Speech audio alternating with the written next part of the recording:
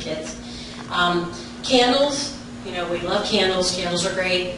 Candles burn or flames burn because there's oxygen in the room.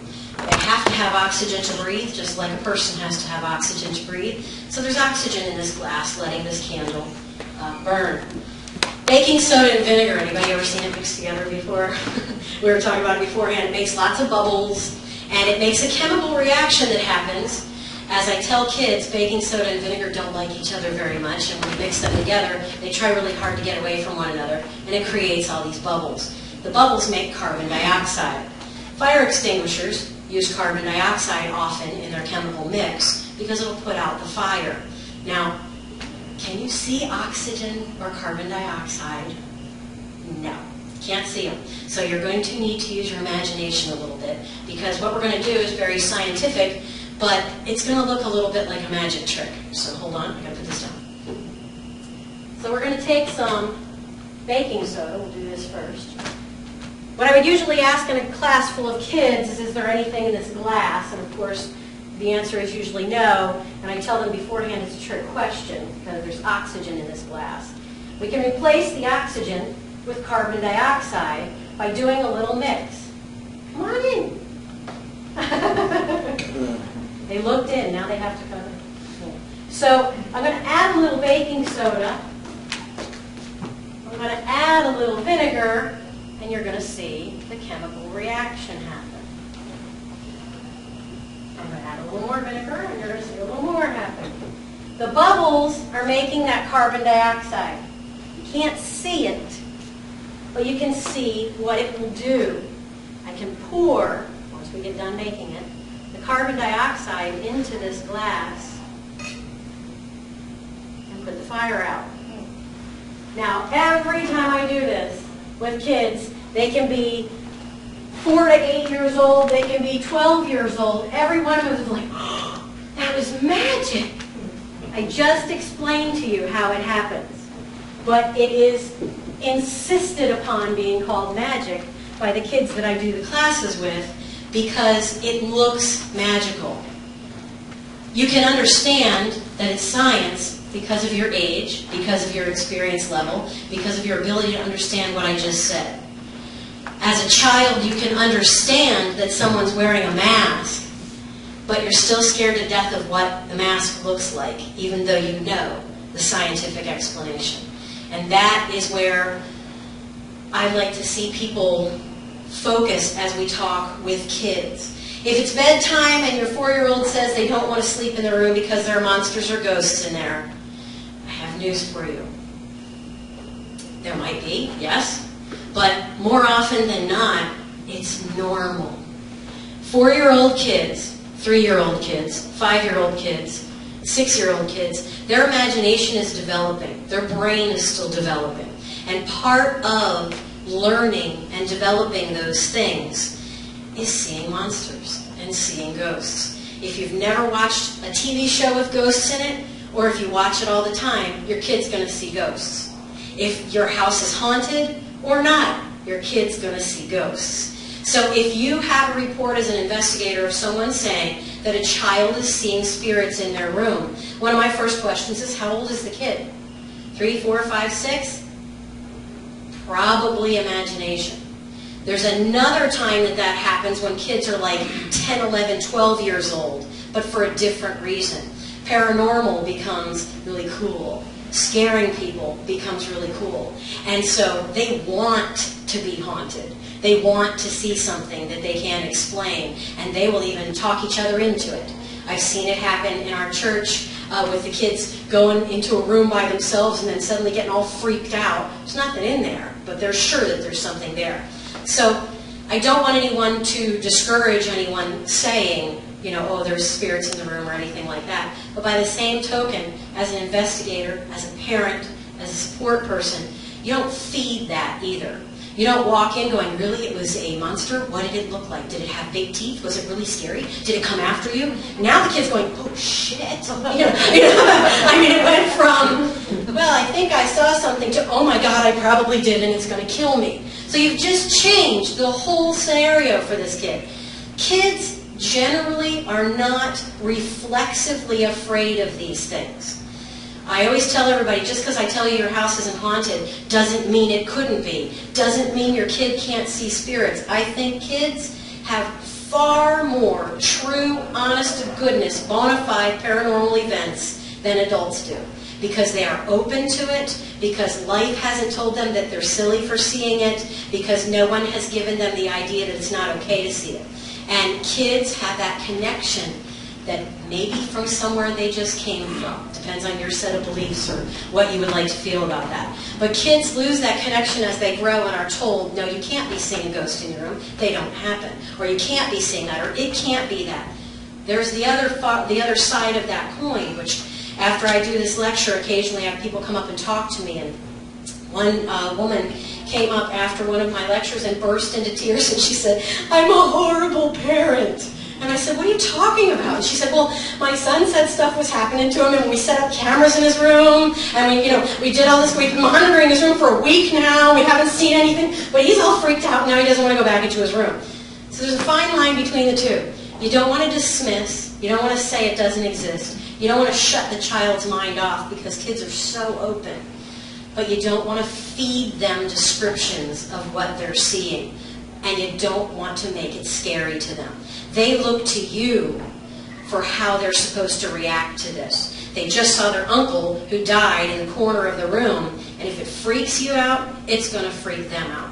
If you're scared of snakes and monsters, they're scared of snakes and monsters. If you feel that paranormal phenomena is not a foreign, outside, frightening thing, they'll feel the same way. Because many fears are inherited, and anxiety runs rampant, and fear runs rampant, and a lot of times it's just passed from generation to generation.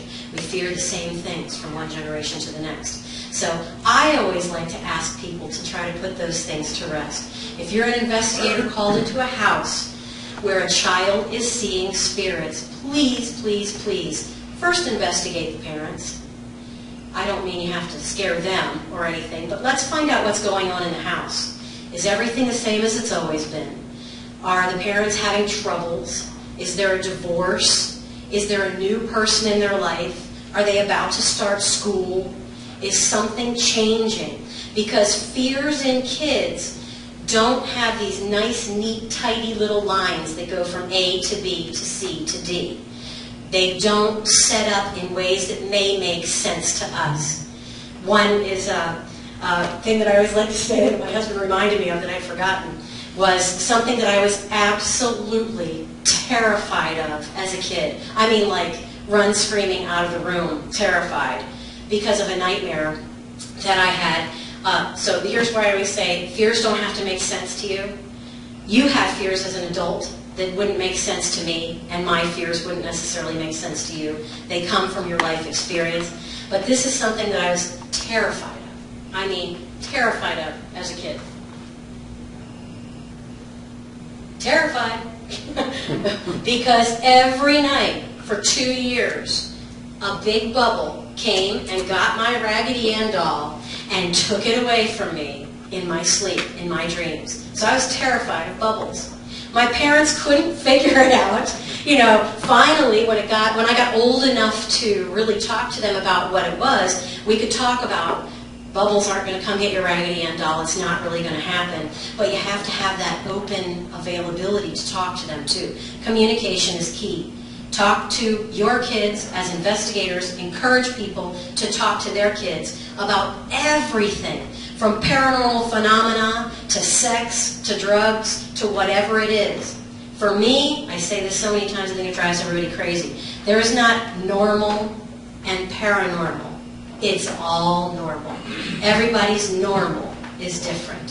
Some people are gifted enough to see spirits. Some people are gifted enough to be doctors. It's all normal. So we need to take that stigma away from what becomes about the paranormal, in my opinion, because it's all real, it's all energy, it's all happening. Now you need to find out where it comes from as an investigator. That's why I say talk to the parents. If the house is turned upside down, they're getting ready to move, mom and dad are screaming at each other every night, putting the kid to bed, and then watching the latest horror film because they think the kid is asleep, and you hear that music, If you watched a horror movie without the music, probably wouldn't do much to you. If you just hear that music, the lead up music, you start getting anxious regardless of what's on the screen. Close your eyes and listen to it. You can tell what's about to happen. Some people enjoy that adrenaline rush. Your 6-year-old in the other room probably doesn't. So there's a fine line between scaring the kids, and as I said, as an investigator, it's your place to go find, when you're called into that house, what is happening in this house? What wasn't happening 2 weeks ago or 2 months ago that has shifted? Is it truly paranormal? Maybe. Is it something else? Maybe as well. So don't close your mind to one or the other. We got to find out what kind of situations these kids are living in. As I said, I think that kids experience paranormal on a hugely larger scale than parents do.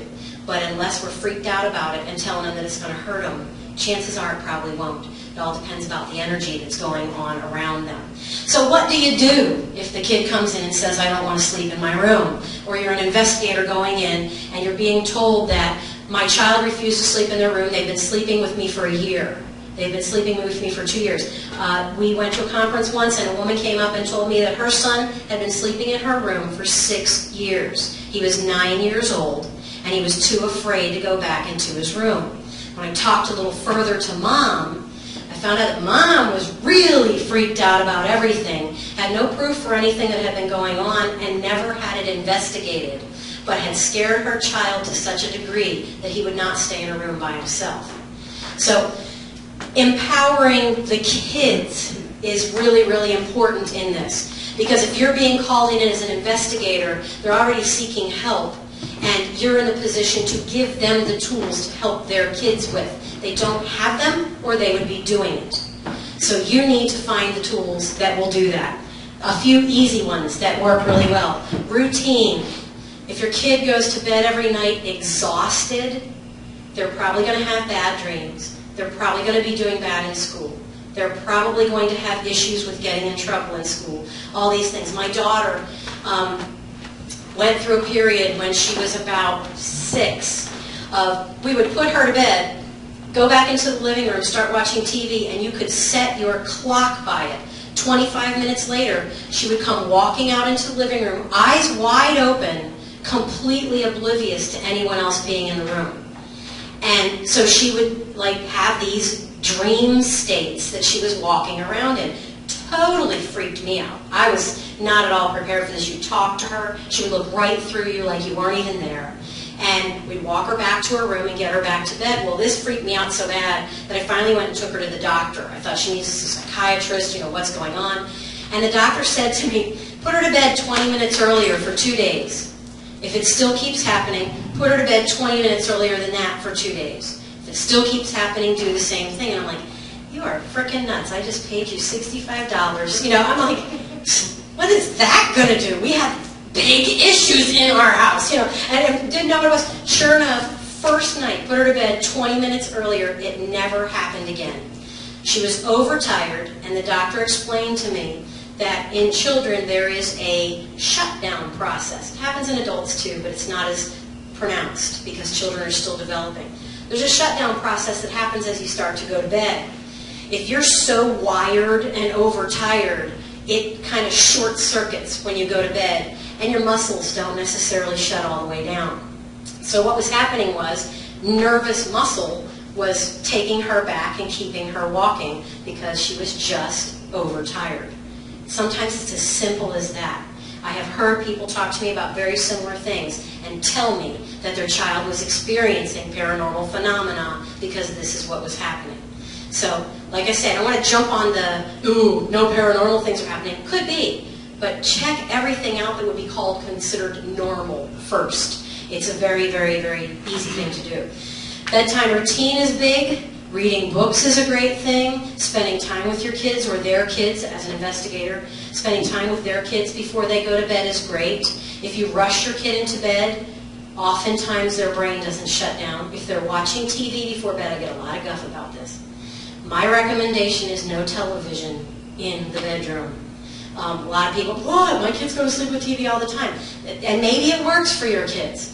But medically, I can tell you that even though they are asleep, even though their eyes are closed and they are unconscious, if there is noise happening in the background, especially shows that they are familiar with, they are subconsciously picking up what's going on the TV, and they cannot have a restful enough sleep. So yell at me if you want to. I'm just passing it on. You don't have to take it. Totally up to you. If they don't want to stay in their room, please, if at all possible, do not just bring them into your bed. Or if they come into your room in the middle of the night, and I urge you to share this with clients. If they're coming into their rooms in the middle of the night and saying they don't want to go into their room because they're scared, a shadow outside the window is going to scare that kid and they're going to think it's a monster. If you bring them into your room and into your bed with you, you are telling them very loudly, as if you were screaming it from the mountaintops, you aren't safe, you can't take care of this yourself, you need me to take care of this for you. It's not what you mean when you do it. What you mean is, I am so tired, I do not feel like dealing with this right now, just lay down with me and we'll talk about it in the morning. But it sets up a pattern of your child being powerless and not being able to deal with their issues themselves. So always turn right around, walk them right back into their room, do an abbreviated bedtime routine. If you tickle backs, if you listen to music, whatever, do just a little bit of that. Don't talk about what it was that brought them into your room too much. You're going to be okay, everything's fine, your room is safe, and then put them back into their room. Now, if somebody is being scratched, gouged, injured in their room, that becomes a whole different ballgame. And yes, then you need to investigate things. Yes, then you might need to remove a child. But wait and see what it is first before you do that, because every single child is scared of being alone in their room in the dark at night at some point in their life. It might be for a week, it might be for 35 years. So it just depends on the kid. Everybody is individual. Some things to help them stay in their room. Of course, comfort objects, comfy blankets or protection blankets, things like that. Dream catchers are a great idea. Totally did not work for my son. Aww. My son was horrified when we read the little card that came with the dream catcher that told him this would catch all of his big dreams. He was like, and then they're going to be hanging over my head when I'm sleeping. He thought it was the most horrible thing I could ever do to him. So every kid doesn't need everything, so it doesn't work for everyone. But dream catchers are a powerful tool or something like that. Protection spray. I hear a lot of people calling it monster spray, and I always suggest using the words protection spray, because if you're calling it a monster spray, it almost connotates in my mind, I'm going to spray this and monsters are going to come out. So wording can be pretty powerful with them too. So protection spray can work. Night lights. These are flameless candles. You can set up in the room. Night lights, there's all kinds of cool Christmas lights. Go to an after Christmas sale and grab some Christmas lights. It makes a fun night light. It's really cheap on your electricity. Doesn't do a big deal for them. If you're investigating a house and the child's afraid of their room and you walk through the room and find no night light, no comfy, cozy little cocoon for them to sleep in, that can be a big issue too, and that's a suggestion that you can make to the parents. Bedroom-only objects. Little tangible items. Older kids can go through this as well. Older kids can go through a period of freaking themselves out, and I don't want to be in my room. And you can use, at that point, things like gems or minerals, little rocks. This one says faith. We got this from a friend of ours. This is a totally cool thing. It's called a song pod. I don't know if you can hear it. But it has music in it. They use it a lot of times with special needs kids because it calms them.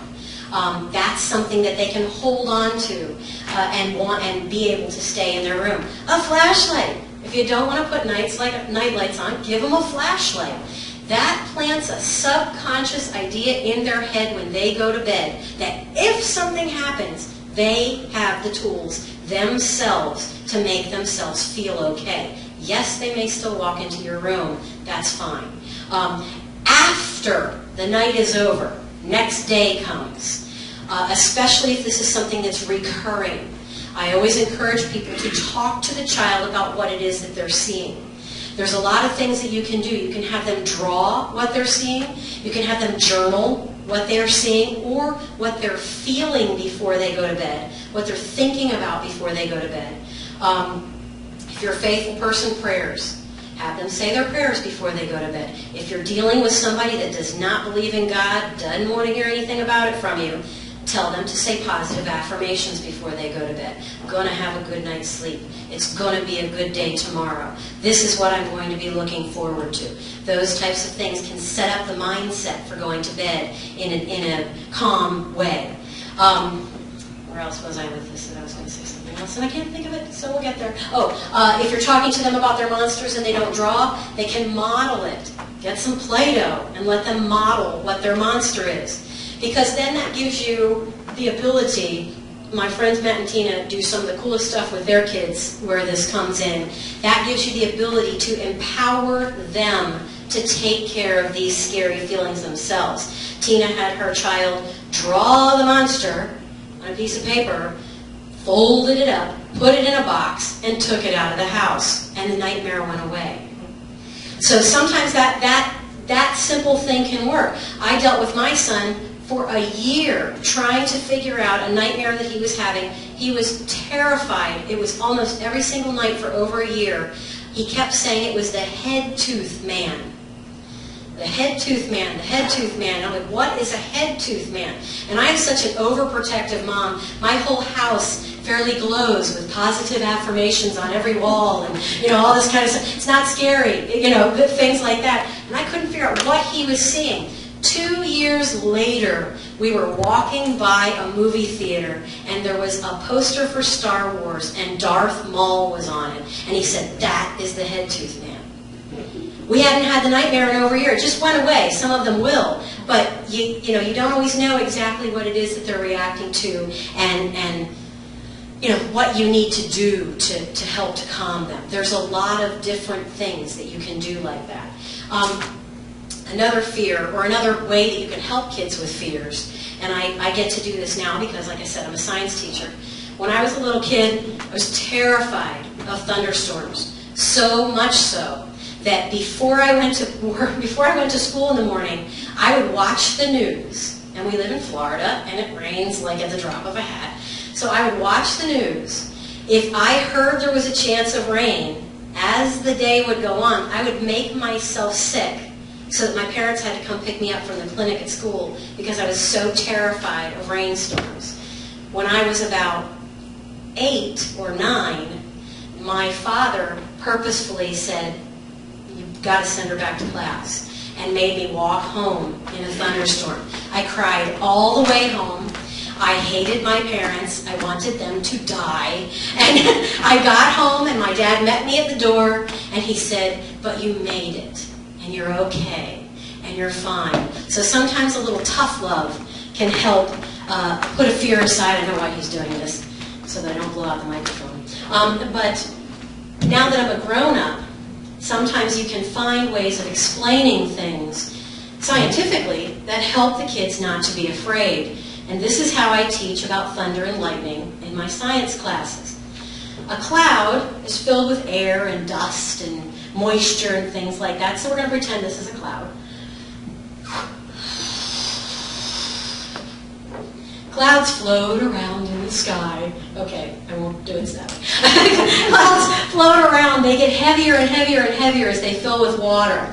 Finally, when it's about time to rain or thunder, the clouds get so heavy that the rain can't stay in them anymore.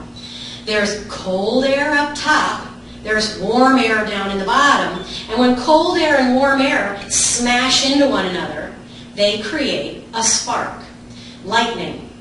At the same time that lightning is created, thunder is created. Thunder and lightning happen at the same time. You don't hear and see them together because light goes faster than sound. So you see the lightning, wait, and then hear the thunder. Well, when that happens, when that spark happens, all of the air in the cloud flies from one side to the other, and this is what happens. And so all of it moves really fast. Sounds a little like a fart. I don't say that to kids, I say a burp. Sounds a little like a burp. And when all of that moves from one side to the other, that's what thunder is. So when you tell a kid who is terrified of storms that thunder, and it's really funny because kids are afraid of thunder, not necessarily lightning. Lightning can kill you. Thunder is a noise. So again, what you're fearing doesn't necessarily make sense. When kids find out that thunder is a fart, it completely changes the whole scope of it. If somebody would have told me that when I was a kid, it would have changed my life. I would have been in a completely different place because I created a phobia for myself in working on that fear in my head and just making it worse and making it worse and making it worse until I was paralyzed. I couldn't function around a thunderstorm. I just couldn't. So if you see that in homes where you're called to investigate, if the kids are dealing with lots of fear and nobody's getting hurt, or even if somebody's getting hurt. We got contacted about a case recently, which I'm very concerned about, where there's a child that is manifesting some physical symptoms. And that absolutely could be that somebody's messing with this child. It could also be that a babysitter is messing with this child. It could also be that this child is so afraid that they are creating physical symptoms within themselves. You know, get ready to go on a scary ride. You might even like the adrenaline, but before you go on, you start to get all, heart palpitating, hands sweating, all that kind of stuff. Go to a principal's office. Go to a job interview. All those fear reflexes start to happen. If you can't take them down a couple notches, you just create more and more and more, which can turn into a phobia. One of my jobs in this life is to dissipate that fear. I want to create in children an openness to learning, an openness to a tarantula isn't necessarily going to kill you, or all of these things. And you guys can do this being paranormal investigators when you go into somebody's house. Mom and dad don't necessarily know all this stuff. Moms and dads can be the most well-meaning creatures on the planet and can create phobias in their children, not even realizing that they're doing it. Some people enjoy that scare. If you have kids that enjoy that scare, that's great.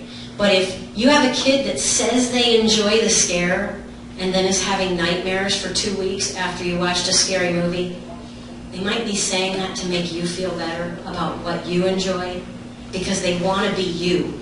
Your kids want to be you. And so they want to like what you like. They want to do what you would want them to do. And so just watch their behaviors. Like I said, if a really quiet kid starts to suddenly talk a blue streak, that's adrenaline. That's their nervous energy. They're trying to get a grip on it. My son will be like, yeah, I'm fine. I'm fine. No, I'm fine. Really, I'm fine. I'm fine. And you're like, okay, don't explode, because he looks hysterical. But the whole time he's telling you he's absolutely fine. I know he's not fine. And you have to know the kid. You have to know the scenario and the situation. Something I always tell people too, if you're talking to boys, there's a trick to talking to boys. It's different than talking to girls. We all have inbred reflexive actions to different things. We are wired differently. If you talk to a guy or even a little boy and it's, I want to talk to you, and you're doing the whole, no, look at me when I'm talking to you, we have to talk about this, you are setting off every fight or flight response that boy or that man has. It is bred into a man, fight or flight. And so even just, and you may not even realize you're doing it. And no, I just want to talk. It doesn't work with boys like it works with girls. We girls love to talk. We will just sit around eye to eye, looking at each other, fixing our nails, doing our hair, and just chatting away. Boys can't stand that. So if you're dealing with a boy, we do something that is called parallel talk, and psychologists use it all the time. If you will talk with a boy, you can do it while you're playing a game of cards, or drawing something, or listening to music, or you're not looking him, you're not staring him down, you're sitting next to him, and you guys are both kind of not necessarily looking eye to eye. You will get so much more out of a boy if you will just use parallel talk than if you're looking them right in the eye. Same thing with a man, ladies. If you want me to take out the garbage. Yeah, that's how I get Tim to do anything. I'm like, hey, so, what are you doing? Do you mind just while you're on your way out here? Parallel talk really works because it doesn't set off those responses. It's not that they even understand that that's the way they're reacting. We have chemical things that fire in our body in different situations that we don't even know are happening. Fears can crop up when kids are little, and fears can crop up when kids are big. Lots of different times that these things come up, and they may not make sense to you. A kid can look you straight in the eye and tell you that something doesn't scare them or that they're fine. And again, investigators, you can be talking to kids in a house and they're like, no, my house is fine, my parents are fine, everything is great, everything is great. They're not going to betray their parents to you. Even if they hate one of their parents, they're not going to want to walk around talking about how horrible that person is because they still love them. So it's your job as an investigator to go, okay, so the kids are scared, the parents are scared. Are there pills in the house? Is anyone on medication? Are there psychological issues? Is there alcoholism? Is every poster in the house terrifying looking? Is there a cozy environment for the kids? Is there stress in school? Most of the time, if a kid is getting in trouble in school, or suddenly their grades are sliding, or something is going on, the parents might not even be, say, preparing for a divorce, but the kid might have heard an argument and heard mom say to dad, well, if you ever do that again, I just might leave. That kind of stuff percolates in a kid's mind, and it becomes bigger and bigger and bigger as it's not addressed. So encourage your parents that you're dealing with in investigations to talk to their kids. Don't sit down in front of the TV. Don't put them in front of the game system and walk away. There's a time and a place for that, of course. Let them be kids. But at the same time, you who have children were brought here to raise those children, not let somebody else do it. You can give them your messages of what's scary and what's safe. You can give them your messages of what's okay and what's not. And you can tell them the world is a better and safer place. So that's kind of our jobs as parents. As far as masks, and again, your kids might say, oh yeah, this is fun, this is great. And then they wake up screaming 4 nights in a row and can't remember why after the mask, the clown chasing around. I know a bunch of adults that don't like clowns. So imagine a little kid. You've got a lifetime of experiences to go, this is a person in makeup. It's just a person in makeup. God, I hate clowns. So think about that contradiction in yourself. You know how it's done. You know how I put out the candle, but there's still that element of magic, that element of para with the normal. And so you want to make sure that you're creating an environment that these kids get to talk about this stuff, get to experience it, and that you're helping your parents that you're dealing with to be sensitive to the reactions their kids are having. If you have issues with kids in houses, don't hesitate to ask them to have them checked out by a doctor. Like I said with the little case with the child that is dealing with things and freaking out, well, absolutely, something horrible could be happening. They could have a demon, if you want to call it that, in the house. Or mom could be going through some stuff in a grouchy, nasty mood while the kid is home. The kid sees that mom watches scary movies and likes them, so the kid is mimicking what mom will respond to in trying to get mom's attention. Kids will go to great lengths and bizarre things. Like I said, there's no A, B, C, D with a kid. It doesn't happen that way. It's A, Q, S, B, M. It goes all over the place. There's no line most of the time. But with the masks, kids can understand that it's a mask, and they can logically say it's a mask, and they can know that it's a mask. But until they're about 7 years old, they simply do not have the neurons connecting enough in their head to really, really understand that that's a mask and it doesn't do anything to you. So it can prey on their mind at night. Some kids love that stuff.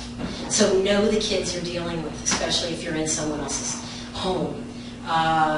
What else? Like I said, all the different issues, there's a lot of issues that can come up and look different. If a kid is acting out, if a kid's grades are sliding, if a kid's getting in trouble for fighting in schools, they could simply be too tired. Some of these things have the easiest fixes, totally with each child. I think I have covered most of everything. I will tell you that asking questions is the way that you're going to find things. If you belong to a group that does not have an interview segment for people with kids in a home, whether the kids are reporting anything or not, I would highly suggest that you put together something to deal with, are there kids in the home? What's a parent's routine? Do they have a bedtime routine? Does the kid have any issues in school? Does the kid have any issues with peers? What kind of a student are they? Do they like to play? What kind of a game do they like to play? All of those kinds of things come into play with what you're going to be putting together about what those people in that home are experiencing. You'll hear different languaging. You'll hear people talking in different ways. And the more questions you ask, you can even ask the same question slightly differently, and you can find the crux of things, usually, if you look further and further into it. Will there be times when it is not paranormal? Absolutely. And if you run into times like that, if you don't have a contact list, contact Tim and I. We can put you into contact with people, help you to find psychologists, psychiatrists in your area. But I encourage you to really, really look into it. The vast majority of things that you will investigate and look into are not necessarily going to be paranormal in nature. You will find those that are, but there are a lot of things that are simply mom and dad are in a bad place, and so is the whole house. That's something to keep in mind. Poltergeist activity, they talk about taking place for the majority in preteen and teen girls' homes. I happen to believe that we all put a lot of energy into this life and that there's energy all around us. And teens are in the most chaotic time of their lives. So if stuff is moving and shaking and happening around, we need to find out what's going on with that teen. They could be the source of the poltergeist activity that's going on in a home. So just some food for thought. Anybody have any questions? Anything that I didn't cover? Anybody have any questions? If you do, I will be around. So give me a holler. Thank you guys so much for listening.